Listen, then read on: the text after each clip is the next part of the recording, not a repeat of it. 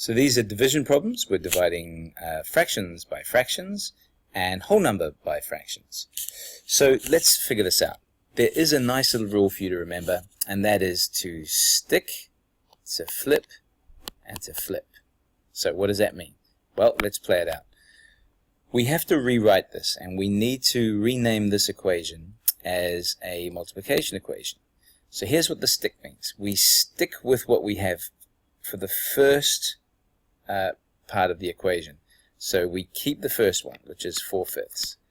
Then we flip. What's the opposite of division? It's multiplication. So we flipped it. And then we flip the 3/4 so that the numerator becomes the denominator and the denominator becomes the numerator. So it looks like this, 4/3. And now we have this as our equation to solve. 4 times 4 is 16. 5 times 3 is 15. And we can rename that.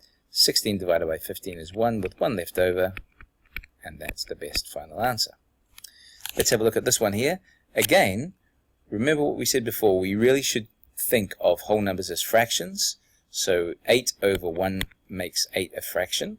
And then we bring into play our magical stick, flip, flip. So we stick with 8 over 1. We flip division into multiplication. So we flip it, give it the opposite. And then we flip these around so it becomes 5 over 3. And now we solve. So 8 times 5 is 40 over 1 times 3, which is 3. So 3 goes into 40 how many times? Well, it should go in 13 times with 1 left over. So it's 13 1/3. And that's the answer for that one. For the last one, same deal. We'll do the old stick, flip, flip, just to remind us that that's what we do. And then we go 2/3, flip. Oh, we should change this into a fraction. And then flip, so it's 1 over 6. And then we go 2 times 1 is 2.